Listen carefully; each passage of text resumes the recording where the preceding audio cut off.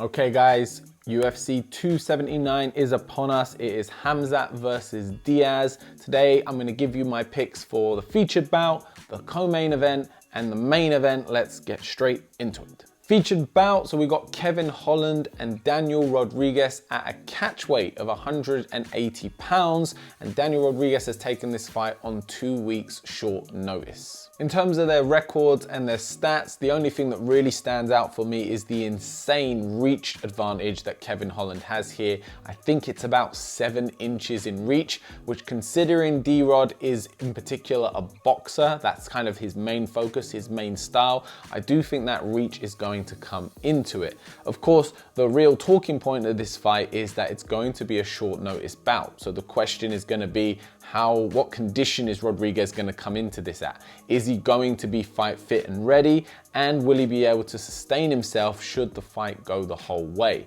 Which likelihood of this one, I kind of feel like it would. I am going to put my money onto Kevin Holland. I think he's going to get it done, and I do think he'll get it done by a late finish. I think somewhere in the third, he's either going to rock him or he's going to get him to the ground and he's going to sink in a submission.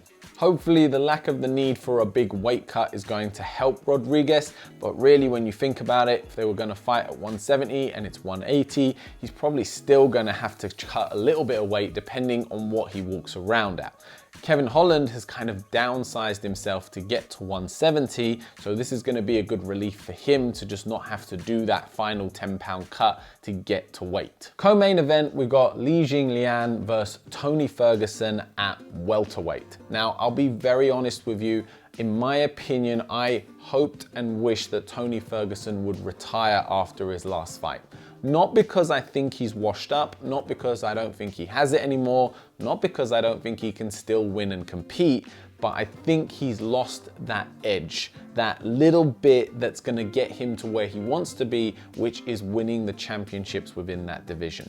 And I think that all that's going to happen in this later stage of career is that he's gonna take more and more unnecessary damage. I pride myself on getting out of competitively sparring a very long time ago because I understood that there's just a time limit on it. And Father Time is undefeated, we hear it 1,000 times over, and I just don't want to see it for Tony. I've got too much respect for him, I'm too big of a fan, and I don't want to see him go down that road similar to BJ Penn and others. The other side of it is, what we love about these guys is they're just so tough, and that toughness, it comes at a price, right? You can't have this super tough, gritty warrior and then expect him to pull out and be sensible and retire at an early age. He's going to go out on his sword. It's just hard to watch.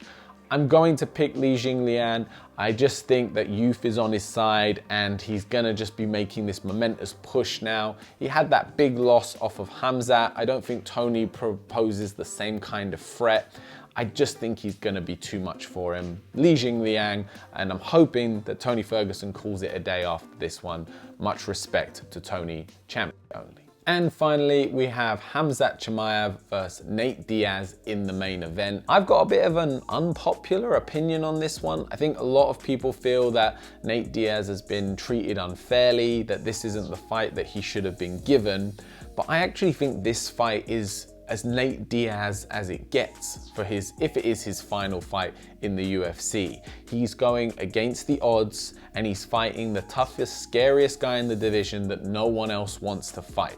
For me, that's what Nate Diaz is. When you think back to what he did to Conor and the timing of which he did it to him, there's just no F's given. That's what this guy is all about. And I think this fight encapsulates that. Now, I also don't want to see him get floored and smashed and taken apart, and you do want him to have a good, illustrious later part of his career, whatever he decides to do. So I do understand the argument that the UFC is trying to tarnish him in some way with him putting him in this fight, but really, is there any shame in losing to Khamzat considering the role that he's on, considering what he's doing?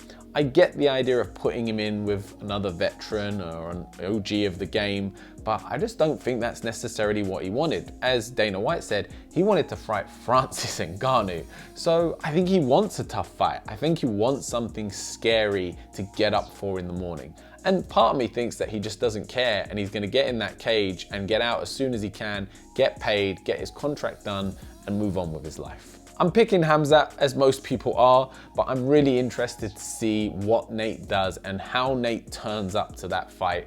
I think it's gonna be entertaining, if nothing else. There we have it, guys. I told you I'd be keeping these fight picks short and sweet and not dragging them out. So if you're enjoying them, appreciate if you hit that like button or comment below and let me know. I'd love to know your opinions on the fight, so let's have a chat down in the comments section. Like, comment, subscribe, and I will see you on the next one.